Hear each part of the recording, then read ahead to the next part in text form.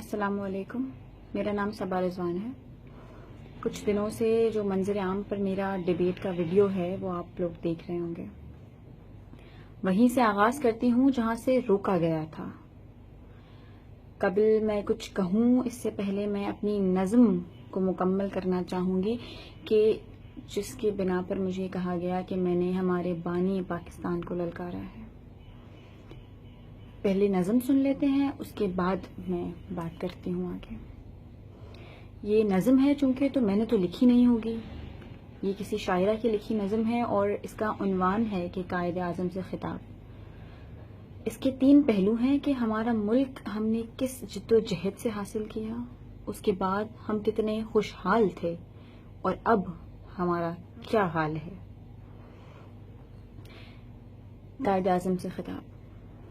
قائد اعظم آؤ ذرا تم دیکھو اپنا پاکستان، جس کی بنیادوں کے خاطر لاکھوں نے دی اپنی جان، جس کے خاطر کھیت جلے، کھلیان جلے، گھر بار جلے، ماؤں کے سینے چاک ہوئے جب کڑیل بیٹے خاک ہوئے۔ کلیوں کا سارا روپ مٹا، پھولوں کا سنگھاسن ڈول گیا، پرواز پرندے بھول گئے، احساس کے جھرنے سوکھ گئے، دریا کی روانی رک سی گئی جب خون کی ہولی کھیلی گئی۔ دشوار بہت تھی راہ مطلب، ہر گام مگر ہم ساتھ رہے، ہم بن کے تمہاری شان رہے، ہاتھوں پہ لیے قرآن رہے، جو تم نے کہا وہ ہم نے کہا، لے کر رہیں گے پاکستان، بن کے رہے گا پاکستان۔ لیکن جس دھرتی کو خون دیا تھا اس دھرتی کے حال برے ہیں، مکر و ریا کے جال بچھے ہیں، نفرت کی وہاں آگ لگی ہے، بستی ساری نرک بنی ہے، چہرے سب گہنائے ہوئے ہیں، پیکر سب کو جلائے ہوئے ہیں، جتنے بھی تھے دیپ بجھے ہیں، راہ دکھانے والے تارے ایک ایک کر کر ٹوٹ رہے ہیں، گھر کے گھر ویران ہوئے ہیں، لاشوں کے انبار لگے ہیں، چور لٹیرے قاتل سارے شہر کے چوکیدار ہوئے ہیں، حرص و ہوس کے مت والے بھی دھرتی کے حقدار ہوئے ہیں۔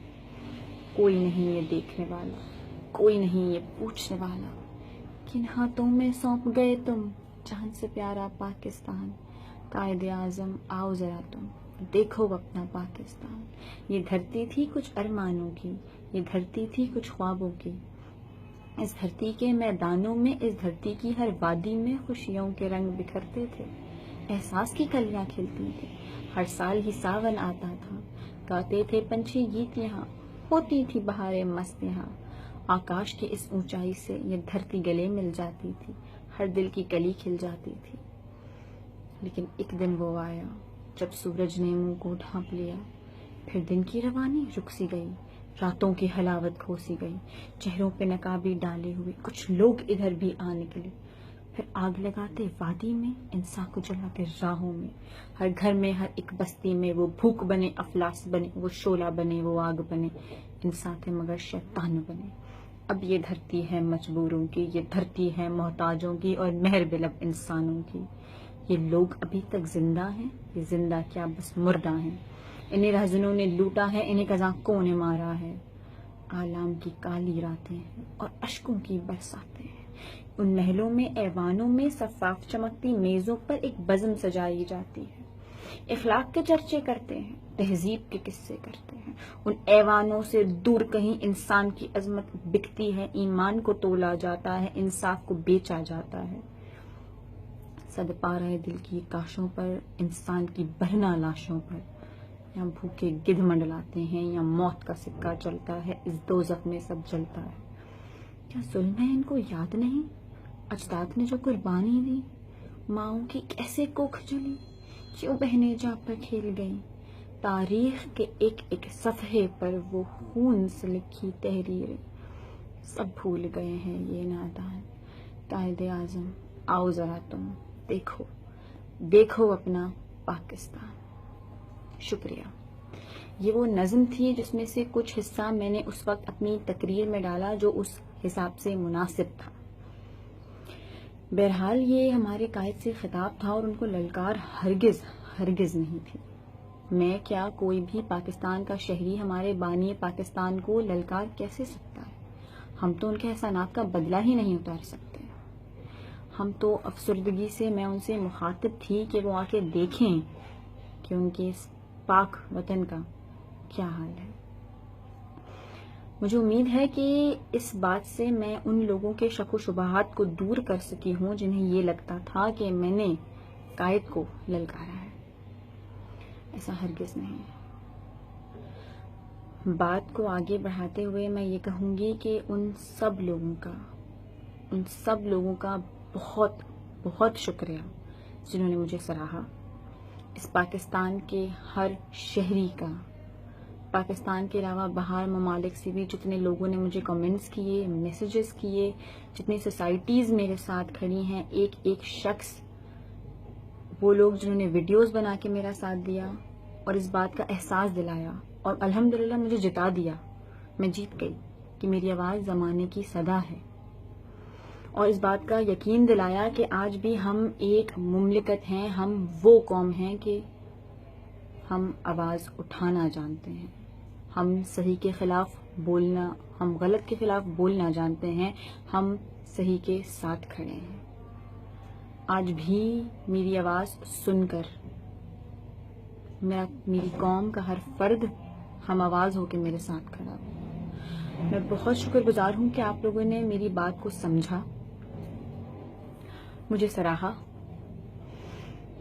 میرا خود پر سے اعتماد ٹوٹ جاتا، میں کافی ذہنی تناؤ میں آ جاتی اگر وہ بات ویسی ہی رہتی اور آپ لوگ میرا ساتھ نہ دیتے. لیکن میں بہت شکر گزار ہوں آپ سب کی کہ جنہوں نے مجھے واپس اٹھ کھڑا کیا کہ میں صحیح ہوں. جہاں تک بات ہے، ساحر بھائی نے اس دن بھی مجھ سے اپنے تلخ رویے کی صرف معافی مانگی، اور بعد میں بھی جو ان کا ویڈیو آیا اس میں انہوں نے اپنے تلخ رویے ہی کی معافی مانگی، بجائے اس کے کہ وہ اس بات پر ہوتی کہ کسی لڑکی کو ایک لائف چینل پر بے عزت کیا گیا، یا اس بات پر ہوتی کہ کسی ڈیبیٹر کو بیچ میں روکا گیا جس کی بات مکمل نہیں ہو سکی، یا اس بات پر ہوتی کہ میری بات کو غلط رنگ دیا گیا. وہ صرف ان کے تلخ رویے کی معافی تھی. اسی لیے میں اس شو سے بوائیکاٹ کرتی ہوں کہ جہاں ایک بار آواز دبا دی جائے ممکن ہے کہ دوبارہ بھی ایسا ہو جائے. ڈیبیٹنگ میرا پیشن ہے، میں پیشن سے بوائیکاٹ نہیں کرتی، اور یہ تو شروعات ہے، یہ میری جیت کی شروعات ہے. میں رکوں گی نہیں، یہاں سے آغاز ہوا ہے. میں بہت شکر گزار ہوں آپ ایک ایک شخص کا جس نے میرا ساتھ دیا. ساحر بھائی نے خود کہا کہ اگر بات آدھی دکھائی جائے گی تو محبت نہیں ہوگی، تو میری بھی تو بات آدھی سنی گئی. بہرحال آپ لوگ مجھے بہت جلد دیکھیں گے کسی اچھے پلیٹ فارم پر، پھر کسی اچھی جگہ، پھر ڈیبیٹ کرتے ہوئے، پھر اپنا موقف رکھتے ہوئے، پھر اپنی بات کو ثابت کرتے ہوئے. یہی کبھی عورتوں کے حقوق پر تو کبھی انہی مسائل پر جو ہمارے ملک میں ہیں، اور ہم مل کے ان کا حل نکالیں گے اگر آپ لوگ اسی طرح ساتھ کھڑے رہے اور ہر بار ہر کسی کے لیے آواز اٹھائی. اسی کے ساتھ یو آر سائننگ آف. صبا رضوان. پاکستان زندہ باد. قائد اعظم زندہ باد.